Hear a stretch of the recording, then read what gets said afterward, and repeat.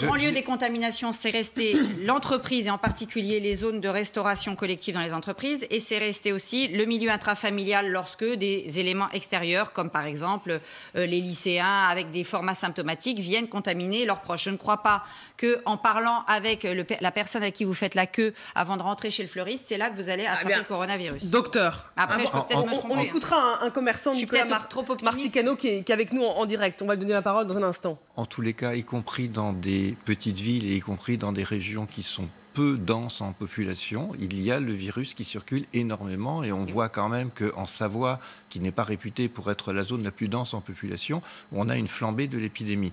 Donc il faut éviter le plus possible le contact des gens les uns avec les autres.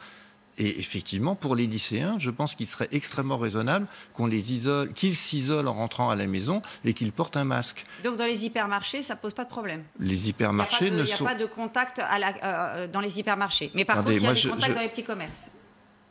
Attendez, je vous dis l'ensemble des contacts doit être limité. Donc on aurait fermé aussi les hypermarchés alors. Oui, puis tout le monde va mourir de faim.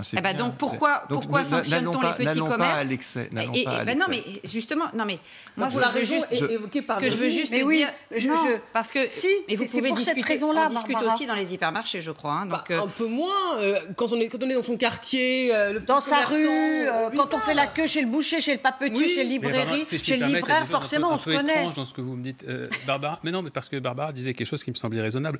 Elle a constaté, j'ai constaté la même chose, que dans plein de petits commerces, il y avait effectivement des mesures qui avaient été prises. Mais c'est pas l'intérieur des petits commerces qui posait problème, c'était les déplacements du domicile au petit commerce extérieur. Dans sa voiture, par exemple, ou les déplacements en métro. Bon, parce que les métros, ils sont... Je sais pas.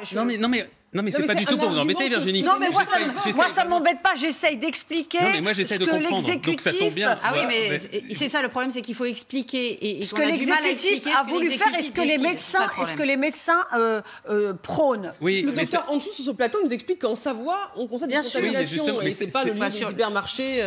Pourquoi il n'y a pas d'hypermarché? Il y en a, mais... Il y a des gens qui vont... Bah si, excusez-moi, en région Rhône-Alpes, il y a des grandes villes, il y a des grandes métropoles, il y a des lieux il y a des grands lieux de travail, donc de cohabitation sur l'entreprise. Il y a des lycées, etc. Non, mais en Savoie, il y a quoi? Il y a que des gens qui vont se promener tout seuls pour aller acheter une tome de Savoie. Enfin, je veux dire, c'est quoi ça? Non, mais la représentation qui est faite, non, mais comme si la Savoie, c'était un lieu où vivent que des gens qui sont tout seuls dans des rues. Non, la Savoie, c'est aussi la région Rhône-Alpes, c'est une région où il y a de grandes densités urbaines aussi, et les contaminations se font aussi dans ces régions urbaines. Rassurez-vous, je ne défends pas la fermeture des petits commerces. Mais oui, bien sûr, au contraire. Du docteur. Mais moi, la question, c'est pas de défendre l'ouverture ou la fermeture des petits commerces, c'est de regarder la cohérence. Pour moi, il n'y a pas de cohérence à dire on laisse ouvert les hypermarchés et on ferme les petits commerces. La question, c'est où on laisse tout ouvert, ou dans ce cas-là, on prend la décision qui me semblerait inepte, mais après tout, de tout fermer. Mais cette espèce... On ne peut pas tout fermer, ben voilà. Les gens doivent aller dans des endroits où ils peuvent faire des courses alimentaires.